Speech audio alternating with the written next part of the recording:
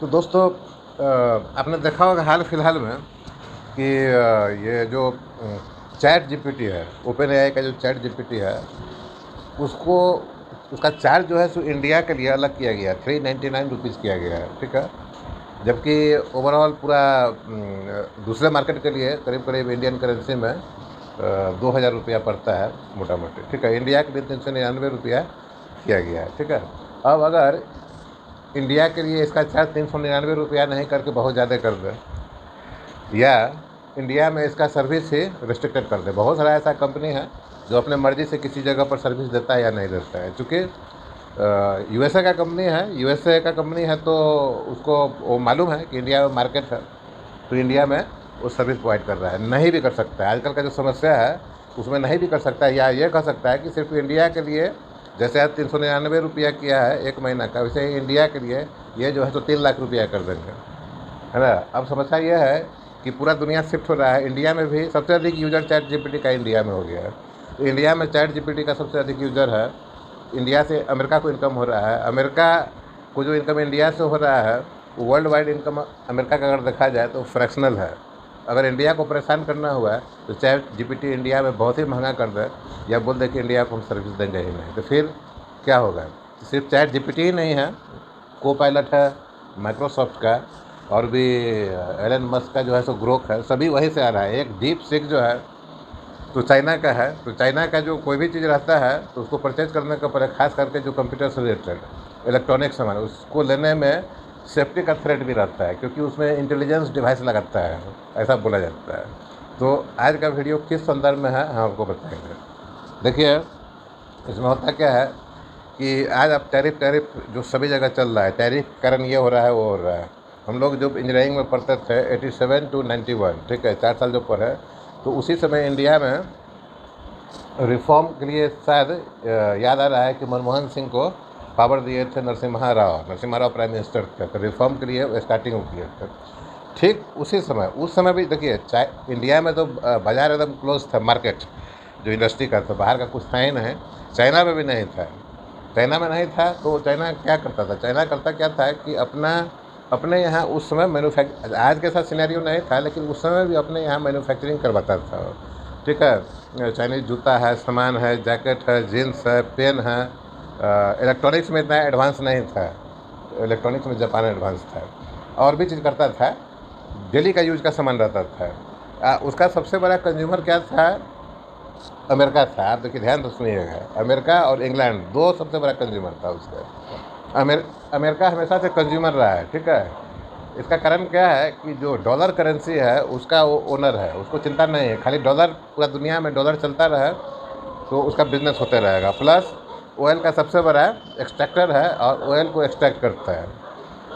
हमारे मोहल्ला में कुछ कुत्ता है जो कि दूसरे मोहल्ला के कुत्ता को देख के बहुत भुकता है, तो अपना प्रोग्राम एक नियत समय पर सवेरे और शाम शुरू करता है ताकि इस मोहल्ला को सुरक्षित किया जा सके। फिर कुछ लोग उसको खाना देता है और खाना खाने के बाद पूरा रोड को गंदा करके रख देता है, ठीक है। तो ये तो हुआ पशु प्रेम का कहानी।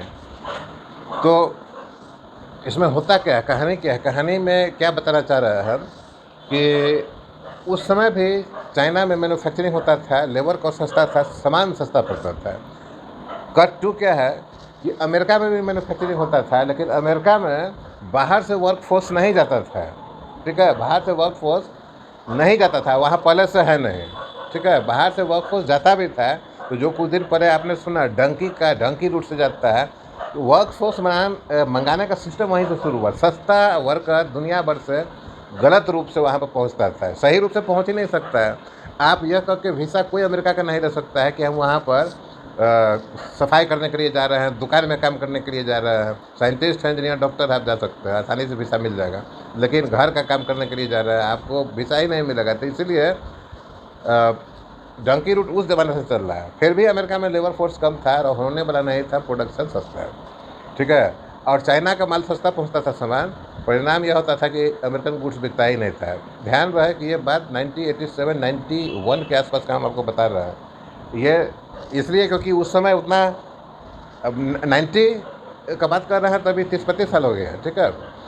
तो ये समस्या शुरू हुआ तो क्या हुआ कि अमेरिका जो है तो चाइनीज़ अपना सामान बेचने के लिए चाइनीज़ सामान पर टैक्स लगा दिया है, टैरिफ जिसको आजकल बोलते हैं, ठीक है। टैरिफ लगा दिया है, तो चाइना क्या किया, अपने यहाँ से जो सामान भेजता था, तो सामान भेजने में जो एक्सपोर्ट के लिए जो ड्यूटी वगैरह लगता था वो है, प्लस मैन्युफैक्चरिंग के लिए जो पैसा लगता था वो है, ये सभी चीज़ में जो पैसा लगता था, इन्वेस्टमेंट होता था लोगों का या फैक्ट्री का, उसमें सब्सिडी दे दिया, मतलब सामान को और सस्ता कर दिया वो। तो क्या होता था कि वो सामान फिर अमेरिका में पहुंचता था, तो अमेरिका के टैरिफ लगाने के बावजूद भी जो है वो सामान सस्ता रहता था, फिर प्रॉब्लम वहीं का वहीं रहता था। तो आज के दिनों में जो अमेरिका चाइना के ऊपर टैरिफ लगाता था, तो उतना ही चाइना भी लगा देता था, ठीक है। तो अमेरिकन प्रेसिडेंट को कोई सलाहकार बोला होगा, ये 1990 की बात, ऐसा हुआ था। फिर जो है तो चाइना से धीरे धीरे अपने आप को विड्रॉ कर लिया है ट्रम्प, ठीक है। अभी चाइना के साथ सब ओके हो गया। अब देखिए कट 3 है इसमें, गवर्नमेंट ऑफ इंडिया जो चाइना अडॉप्ट किया था 1990 के आसपास, उसी को आज गवर्नमेंट ऑफ इंडिया अडॉप्ट करने का सोच रही है। मतलब कि इंडिया में जो गुड्स मैन्युफैक्चर हो रहा है उसके ऊपर सब्सिडी देने का, ठीक है। लेकिन अभी जो है सो समय चेंज हो गया, सब्सिडी दे के आप सामान को सस्ता करके भेजेंगे तो आप जो थर्ड पोजीशन लाना चाहते हैं, आज जो 5th पोजीशन पर बैठे हुए हैं इकोनॉमी में, वो गड़बड़ हो जाएगा, ठीक है। क्योंकि आप जो सोच रहे हैं कि अपना सामान को सस्ता करके अमेरिका में भेज देंगे, तो वो होने वाला नहीं है, ठीक है। हमारे यहाँ देखिए इसका कारण क्या है, हमारे यहाँ से क्या क्या सामान जाता है, हमारे यहाँ से जो सामान जाता है बाहर, उस सामान को वो देश आपसे नहीं भी लगा तो उसका सप्लायर ढेर सारा पड़ा हुआ है, ठीक है। आप टेक्सटाइल है, कपड़ा है, ठीक है, चमड़ा का सामान है, मेडिसिन है, ठीक है। मेडिसिन बनाने वाला भी चाइनीज़ कंपनी, चाइना, हमको लगता है प्रोडक्शन चाइना में अधिक होता है, क्योंकि केमिकल उसके पास है। मेडिसिन बनाने का जो 108 एलिमेंट जो दुनिया में है, hydrogen, helium, lithium, carbon, boron, chlorine, fluorine, bromine, ये सब जो होता है जो पीरियडिक टेबल में है, उसका प्रोडक्शन भी सबसे अधिक चाइना में होता है। ये समझिए, तो जब केमिकल उसके पास है तो मेडिसिन तो केमिकल से ही बनता है। जो आज के डेट में आप देखिए नेपाल, बांग्लादेश में जाकर देखिएगा तो चाइनीज़ मेडिसिन आपको मिलेगा। तो जो सामान हम लोग सस्ता करके भेजने के चक्कर में लगे हुए हैं, उसका सप्लायर बहुत है दुनिया में, ठीक है। तो कपड़ा और चमड़ा का सामान और इस तरह का चीज़ भेजने वाला जो प्रीसियस जेम्स एंड ज्वेलरी है, बहुत कंट्री है। और यूरोपियन कंट्री तो ऐसा है कि अफ्रीकन कंट्री से ज़बरदस्ती वो सब प्रीसियस जेम्स एंड ज्वेलरी लेके चला जाता है, चमड़ा लेके चला जाता है। हमारे देश से आप भेजते हैं, वहाँ से वो लोग उठा के जाता है, कोई कुछ नहीं बोल सकता है उसको, क्योंकि अमेरिका और यूरोपियन कंट्री के पास फायर पावर है, ठीक है, डरता है सब उससे। तो हम क्या कर रहे हैं, हम लोग जो ईस्टर्न एशिया है, ठीक है, ईस्टर्न एशिया जिसमें कंट्री है फिलीपीन, कंबोडिया, वियतनाम, मतलब चाइना और जापान के आसपास का जो कंट्री है, अब जो सामान अमेरिका में नहीं जा पा रहा है, वो सामान के बारे में हम लोग सोच रहे हैं कि ये सब कंट्री में भेजें, ठीक है। ये अमेरिकन सिस्टम इतना स्ट्रांग है कि अगर किसी कंट्री को बोल देगा कि इंडिया अपना क्रूड ऑयल खरीदता है रसिया से, और जिसके पैसा से यूक्रेन वार में फंडिंग होता है, इसीलिए आपको इंडिया से सामान नहीं मंगाना है, तो किसी कंट्री में, आज के डेट में किसी कंट्री में इतना हिम्मत नहीं है कि आपसे सामान मंगाओ। तो इसका सबसे आसान सलूशन क्या है, सबसे इजी सलूशन क्या है कि गवर्नमेंट ऑफ इंडिया को अपना रुख को चेंज करे और अमेरिका से बात करें, ठीक है। या अमेरिका जो कहता है उसमें थोड़ा आगे बढ़े, थोड़ा सा वो भी आगे बढ़ेंगे और हमारा काम इजी हो जाएगा। ये टेम्पररी रिलीफ है, ठीक है। हाल के आने वाले कुछ दिनों में अपना इंटरनल रिफॉर्म करना पड़ेगा। जीएसटी में आप, ऐसा नहीं कि जीएसटी घटा दीजिएगा तो इंडियन लोग अपना सामान खरीदना शुरू कर देगा, तो फिर हमारा फैक्ट्री, बेरोजगारी, ये जो बोलते हैं वो सब बेरोजगारी दूर हो जाएगा, ऐसा नहीं है, ठीक है। आपके देश का आदमी का भी, अपने देश का आदमी का भी जो है परचेजिंग पावर होता है, उसका एक सैलरी होता है, उसका एक फैमिली होता है, उसका एक एक्सपेंडिचर होता है। अब ये थोड़ा है कि आप जितना सामान बनाए तो इंडिया का लोग खरीद ही ले, भाई सबका रिक्वायरमेंट उतना नहीं है। तो मध्य प्रदेश में अभी आप रखिए 40% आदमी एग्रीकल्चर पर डिपेंड करता है, अभी भी 70% जो है सो गांव में रहता है। वो आपका उतना कॉस्टली सामान लेके क्या करेगा, और कॉस्टली भाई 400 रुपया में जिसको शर्ट मिल जाता है, वो आपका 5,000 रुपया का शर्ट गाँव का आदमी क्यों कर देगा, नहीं कर देगा। तो ये सलूशन नहीं है। सबसे बड़ा बात क्या है कि किसी भी सिस्टम को चलाने के लिए एनर्जी चाहिए, ठीक है। और सोलर और विंड आपको इतना एनर्जी नहीं देने जा रहा है कि आप उसको पेट्रोलियम प्रोडक्ट, डीजल, पेट्रोल और कोयला के का सब्स्टिट्यूट समझ लें, ठीक है। तो कोयला भी हम लोग इंडोनेशिया, ऑस्ट्रेलिया से मंगाता है, जबकि इंडिया में भी बहुत है। लेकिन जिस कोयला से टेम्परेचर अधिक है, अधिक मिलेगा, वो टेम्परेचर मिलेगा तो एनर्जी अधिक मिलेगा, वैसा कोयला का प्रोडक्शन इंडिया में उतना नहीं जितना होना चाहिए। तो हम लोग ऑस्ट्रेलिया, इंडोनेशिया वगैरह से मंगाते हैं कोयला। रसिया, कजाकिस्तान ये सब से भी आना शुरू हुआ है। उसी तरह गाड़ी घोड़ा ये सब चलाने के लिए जो ईंधन चाहिए, पेट्रोल डीजल, उसके लिए क्रूड भी बाहर से मंगाते हैं। अब उतना एनर्जी अगर आप चाहेंगे कि सोलर से और विंड से ले आए तो नहीं होने वाला है। न्यूक्लियर जरूर हो सकता है, लेकिन फिर यूरेनियम कहाँ से आएगा? तो बाहर से जो सामान है उसको खरीदने के लिए आपको चाहिए डॉलर, ठीक है, क्या कि डॉलर ही पूरा वर्ल्ड वाइड चल रहा है। वो डॉलर आपके पास कैश रिजर्व रहे, इसके लिए आपको हिंदुस्तान का, इंडिया को अपना सामान जो है तो बाहर के देश में भेजेगा, तो बाहर का देश डॉलर में उसको परचेज करेगा तो इंडिया के पास डॉलर आएगा। कोशिश ये भी किया जाता है कि डॉलर के बदले, हाल के बारे में हाल में सुने होंगे कि ब्रिक करेंसी आ रहा है। ब्रिक में जो 4 देश है वो अपना करेंसी निकालेगा, जैसे यूरोपियन यूनियन अपना करेंसी निकाला है। जो यूरोपियन यूनियन में 20-25 देश है, तो यूरोपियन यूनियन का करेंसी यूरो निकाला है। तो ब्रिक्स भी सोच रहा था कि अपना निकाले, लेकिन अमेरिका का धमकी हुआ, रुक गया।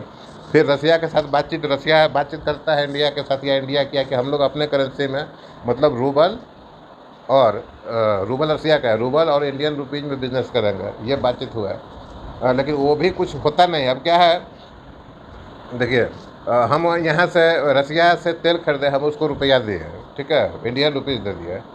रसिया हमारे यहाँ से कुछ लिया, हमको रूबल दे दिया। अब हमारे पास जो रूबल है और रसिया के पास जो इंडियन करेंसी है, वो करेंसी को लेने के लिए तैयार नहीं है। अब रसिया मान लीजिए कोई सामान जो है तो किसी दूसरे कंट्री से खरीदता है, वो बोलेगा कि हमारे पास इतना इंडियन करेंसी है, वो तुम ले लो। वो क्यों लेगा? नहीं लेगा, क्योंकि आपका करेंसी का वैसा मान्यता बाहर में नहीं है। करेंसी में भी 2 तरह का है, फुल्ली कन्वर्टेबल और अनकन्वर्टेबल। मतलब फुली कन्वर्टेबल क्या है कि आपके पॉकेट में अगर डॉलर है तो दूसरे कंट्री में जाते हैं तो बैंक जाके एक्सचेंज कराने का ज़रूरत नहीं है। डॉलर का डॉलर वहाँ पर सब चीज़ लेता है लोग। जबकि रुपया लेके जाके, रुपीज़ लेके, तो सबसे पहले उस कंट्री में जाके रुपीज़ को डॉलर में कन्वर्ट करना पड़ेगा, या अपने यहाँ ही जाने के पहले ही रुपीज़ को देख के डॉलर लेके हमको जाना पड़ेगा। ये कहानी है। अदरवाइज वीसा कार्ड से आपको निकालना पड़ेगा, तो जो डॉलर या उस कंट्री का करेंसी है उसका एक्सचेंज रेट के हिसाब से कटेगा। कुछ आसान है, जैसे आप चाइना गए तो अपना वीसा कार्ड निकाल के वहाँ का करेंसी निकाल लिए, एक्सचेंज रेट कट गया। लेकिन जो बड़ा कारोबार होता है, अरबों खरबों का कारोबार होता है, उसमें आप कहेंगे कि एटीएम कार्ड से, वीसा कार्ड से तो वो नहीं चलता है, उसमें वायर से ट्रांसफ़र होता है। जैसे अपने यहाँ एनईएफटी और आरटीजीएस है, उस हिसाब से इंटरनेशनल जो चलता है उसमें 2-3 सिस्टम है, जिसमें से एक वायर बहुत फेमस है, वो भी अमेरिका का है। अगर वायर सिस्टम को हमारे कंट्री में क्लोज कर दे तो हम दूसरे कंट्री को अपना करेंसी ही नहीं भेज पाएंगे, कि सामान ही नहीं खरीद पाएंगे। हम लोग अपना कुछ डेवलप नहीं किया ना, सबसे बड़ा बात यह है। तो गवर्नमेंट अगर ये सोच रही है कि जीएसटी को कम कर देंगे तो हमारा इंडिया का आदमी अधिक परचेज करने लगेगा, तो फिर फैक्ट्री चलने लगेगा, मजदूर को रोज़गार मिलने लगेगा। ये हो सकता है कि 20 दिन 25 दिन के लिए ये अनुमान ठीक हो सकता है, हमेशा के लिए नहीं होगा। हमेशा के लिए आपको सभी के साथ जहाँ जहाँ कन्फ्लिक्ट है उसको रिजॉल्व करना पड़ेगा और उसको ठीक करना पड़ेगा। साथ साथ क्या है, अभी देखिए कंप्यूटर सेक्टर सबसे अधिक थ्रेट पर पड़ा हुआ है। कंप्यूटर सेक्टर हमारे यहाँ एक डाटा देख रहे थे, करीब करीब 15 लाख कंप्यूटर इंजीनियर निकल रहा है। 15 लाख कंप्यूटर इंजीनियर निकल रहा है, जिसमें से हमको लग रहा है 15 लाख में से 14.5 लाख या 15 लाख में से आप 10,000 घटा दीजिए, वो 10,000 गवर्नमेंट इंस्टीट्यूशन से निकलता होगा, बाकी का बाकी प्राइवेट से निकलता है। सिर्फ वो कोडिंग सीखा, स्पेसिफिक सॉफ्टवेयर का, पाइथन का, जिसका भी कोडिंग सीखा, और यूरोप के कंट्री में चला गया है। वहाँ पर आदमी नहीं है काम करने के लिए। तभी तो आर्टिफिशियल इंटेलिजेंस हो गया है। आप चेक कीजिएगा कि एआई में जाकर जिस चीज़ का कोड आपको चाहिए वो खाली बोल दीजिए कि ये कोड हमको लिख कर बना कर दीजिए, तो आपको वो जो है तो कोड लिख कर दे देगा। आप कोड को कॉपी करके अपना प्लेटफॉर्म पर यूज कर लीजिए। तो ये एक सिस्टम है। तो सबसे पहले जिस समय 87 का बात था, 87 का बात था, उस समय इंडिया का बहुत बुरा हाल था, इंफ्रास्ट्रक्चर डेवलपमेंट वगैरह एकदम ख़राब पोजीशन में था। तो खास करके सिविल इंजीनियर बहुत बेरोजगार थे, और सिविल इंजीनियरिंग के लिए प्राइवेट कॉलेज भी था, जो कि वो लोग भी अपना स्टूडेंट को पढ़ा के प्रोडक्शन करके और बेकार कर दिए हुए था। तो जब 90s में मार्केट खुला, इंफ्रास्ट्रक्चर बनने लगा, तो सिविल इंजीनियर फिर लाइट में आ गया। लेकिन फिर भी उस समय कंप्यूटर राइज कर रहा था। जो सिविल, मैकेनिकल, इलेक्ट्रिकल और इलेक्ट्रॉनिक्स, ये 4 ब्रांच कोर रखिए। ये 4 ब्रांच आज के डेट में कोर है, लेकिन मेनली सिविल, मैकेनिकल और इलेक्ट्रिकल, इसका डिमांड हमेशा से रहेगा मार्केट में, ठीक है। डिमांड घटेगा बढ़ेगा, लेकिन अगर ये 3 कोर सेक्टर सशक्त है किसी भी कंट्री में, तो कोई भी बिजनेस खड़ा कर सकता है ये, ठीक है। आज के डेट में उसमें इलेक्ट्रॉनिक्स आता है, इलेक्ट्रॉनिक्स ही बाद में डेवलप करके बन गया आपको, कंप्यूटर सेक्टर को अलग किया, क्योंकि बहुत सारा इन्वेंशन होने लगा उसमें। तो ये 3 सेक्टर अपने यहाँ हर कंट्री को स्ट्रॉन्ग रखना पड़ेगा, क्योंकि इसके बिना नहीं हो पाएगा। दूसरा क्या है कि सीट्स जो होता है कॉलेजेज में, है ना, उसके ऊपर भी रिस्ट्रिक्शन होना चाहिए, ठीक है। जैसे क्या रिक्वायरमेंट है कि आज आप हमारे यहाँ क्या होता है कि आप सुनते होंगे कि फॉरेन इन्वेस्टमेंट आ रहा है, ये है वो है, विदेशी इन्वेस्टर इन्वेस्ट कर रहा है, ठीक है। होता क्या है इसमें कि एक होता है NRI, ठीक है। NRI मतलब दुनिया का कुछ स्पेसिफिक कंट्री है, हम श्रीलंका ऐसे कंट्री के बारे में नहीं बोल रहे, कुछ स्पेसिफिक कंट्री, जब इंडिया का लोग वहाँ पे जाके रहता है, कारोबार करता है, वहाँ का सिटीजनशिप ले लेता है या रहने का परमिशन ले लेता है, तो और वहाँ का सिटीजनशिप ले लिया, तो हमारे यहाँ का सिटीजनशिप अपने आप ख़त्म हो गया इंडिया का, तो उसको NRI बोलते हैं, ठीक है। NRI को अपने देश में कुछ सुविधा दिया जाता है कि आप ये काम, कॉन्स्टिट्यूशनल काम, ये सब चीज़ में आप पार्टिसिपेट कर सकते हैं, शायद वोटिंग का भी है। और उसको जैसे हम इंडिया में ये बनता है, आधार कार्ड बनता है, इंडिया में जो रहता है इंडियन सिटीजन रहता है, तो क्योंकि वो दूसरे देश का सिटीजन ले लिया, तो उसको गवर्नमेंट ऑफ इंडिया अलग से सिटीजनशिप देती है, जिसको ओवरसीज सिटीजनशिप बोलते हैं। ये वो लोग जब वहाँ से आपके यहाँ इन्वेस्ट करता है, आपके स्टॉक मार्केट में, आपके यहाँ के इंडस्ट्री लगाता है, ArcelorMittal है, उसके बाद वेदांता का जो अग्रवाल है, नाम पूरा मैं भूल रहा हूँ, ऐसा कई सारा ऐसा है जो कि विदेश का सिटीजनशिप लिए हुए है और इंडिया में इन्वेस्ट करता है। स्वराज पल्थ है, तो इस ढंग का बहुत सारा इन्वेस्टर है, तो वो आपका फॉरेन इन्वेस्टर्स है, ठीक है। तो फॉरेन इन्वेस्टर्स हमारा जो, इसके अलावा जो हमारा IT सेक्टर में जाता है, फ्रेश भी जाता है, जिसको वहाँ का सिटीजनशिप बाहर का नहीं भी मिला रहता है, वो भी अपने यहाँ जो है सो डॉलर भेजता है, तो फॉरेन रेमिटेंस होता है। तो हमारा जो फॉरेन का जो ईयरली इनकम होता है डॉलर का, उसमें इन सब चीज़ों का इस तरह का इन्वेस्टमेंट का बहुत बड़ा हाथ होता है, ठीक है। तो वहाँ से हमारा फॉरेन डॉलर आता है, कैश टाइप का, है ना। वो उस डॉलर को हम लोग उस डॉलर से बाहर से एनर्जी के लिए, क्रूड ऑयल के लिए उसको यूज करते हैं। इसके अलावा बाहर से बहुत सारा सामान आपके घर में जो कंप्यूटर्स आता है, लैपटॉप आता है, मोबाइल आता है, गाड़ी आता है, हाँ, कई सारा एसेसरीज वहाँ से फुल्ली बन के आता है। जब बहुत सारा लैपटॉप वहाँ से बन के ही आता है और कुछ यहाँ पर असेंबल होता है। जैसे आईफोन है, पहले आईफोन बनाया आता था, आज पर इंडिया में असेंबल होता है, ठीक है। जब असेंबल होता है तो थोड़ा सस्ता होता है, क्योंकि स्पेयर कहीं से आप मंगाते हैं तो उस पर GST, मान लीजिए कि बना हुआ प्रोडक्ट कहीं से मंगा रहे हैं तो उस पर GST सपोज कीजिए कि उस पर 18% लग रहा है, या जो भी है, और इम्पोर्ट ड्यूटी लग रहा है, ये है बना हुआ सामान पर। और जब उसी चीज़ को स्पेयर में मंगा कर यहाँ असेंबल करते हैं, तो स्पेयर का मंगाने के लिए जो कस्टम ड्यूटी वगैरह लगता है वो सस्ता होता है, उस पर GST भी कम होता है, ठीक है। तो वो सामान सस्ता पड़ता है। ऐसा कम है, मेक इन इंडिया में वही प्रोग्राम चल रहा है। तो बहुत ध्यान देने वाली बात है, इतना आसानी से सुधरेगा नहीं। फिलहाल का रिलीफ के लिए गवर्नमेंट को ये करने का, और कर भी रहे हैं, लेकिन अभी थोड़ा सा अड़ गए हैं लोग बाहर इधर उधर। चाइना आपसे कितना तेल खरीद लेगा, हमेशा तेल थोड़े खरीदेगा, खुद रसिया से तेल खरीदता है। मालूम हुआ कि वो इंडिया रसिया से लिया है और इंडिया में आके रिफाइन हुआ, फिर वो चाइना आपसे खरीदेगा। रसिया बोल दिया तो एक बार खरीद लिया आपका तेल, हो आपको डॉलर दे दिया, लेकिन हमेशा वो तो नहीं करेगा, वो खुद ही धंधा में लगा हुआ है। और कहीं किसी भी दूसरे कंट्री को आप अपना ऑयल भेजने का कोशिश कीजिएगा, यूरोप तो मना ही कर दिया है, यूरोप मना कर दिया, आपका तेल नहीं ले रहा है, लेकिन रसिया से वो गैस ले रहा है, क्योंकि डरता है। तो रसिया भी तो बहुत स्ट्रॉन्ग है ना, अगर रसिया से गैस नहीं लेगा तो हो सकता है कि यूक्रेन के आसपास का यूरोपियन कंट्री को लपेट ले, उसी पर बम्बार्डिंग शुरू कर दे। अमेरिका जानता है कि रसिया से डायरेक्ट कॉन्फ्लिक्ट नहीं कर सकता है, इसलिए जगह जगह जहाँ भी उलझता है तो किसी दूसरे देश को आगे चढ़ा देता है, उसको हथियार दे देता है, उसको लड़वा देता है। फिर जिस देश को अमेरिका हथियार देता है उसको एक बिल भी दे देता है कि इतना का तुमको हथियार दिया, पैसा जमा कर दो। तो ये सब सिस्टम चलता है दुनिया में, कोई नया नहीं है, बहुत पहले से चल रहा है। तो कोई ना कोई सोल्यूशन ज़रूर होगा, लेकिन फ़िलहाल गवर्नमेंट को ये करना चाहिए, रिस्ट्रिक्शन होना पड़ेगा कि हमारा कौन सा डिपार्टमेंट में कितना सीट होना चाहिए। ये नहीं कि प्राइवेट इंजीनियरिंग खोले जा रहा है, प्राइवेट मेडिकल MBA खोले जा रहा है, और अपने देश में है वो MBA इंजीनियर और डॉक्टर का बड़ा फोर्स तैयार कर दिए, जिसका अर्निंग का इंतजाम ही नहीं है, मार्केट ही नहीं है, लोग इधर उधर दौड़ना शुरू हो गया है। हाँ, एक जो गवर्नमेंट में की एजेंसी में गवर्नमेंट डिपार्टमेंट में क्लर्क का अगर कोई पोस्ट निकलता है तो मालूम होता है कि उसमें पीएचडी होल्डर है, उसमें इंजीनियर भर रहा है।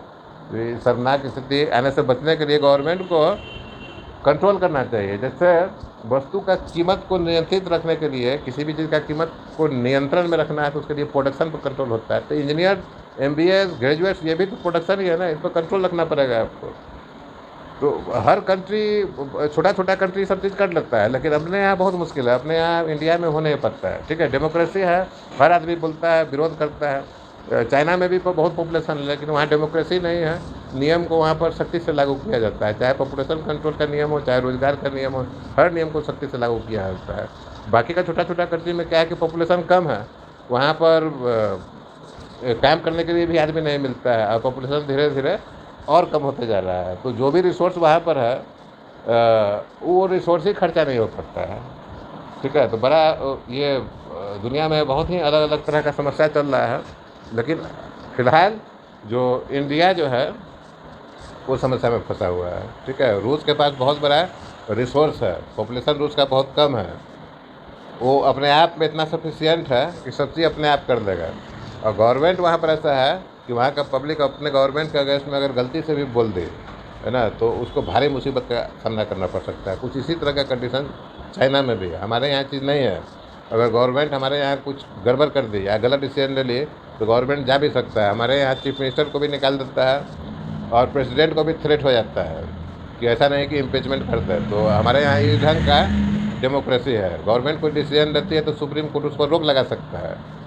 इस चीज़ का है, कभी कभी सुप्रीम कोर्ट कोई डिसीजन लेता है तो कैबिनेट में जाके गवर्नमेंट उस डिसीजन को भी ख़त्म कर सकती है। तो क्या हो रहा है मालूम नहीं, जलेबी टाइप का है।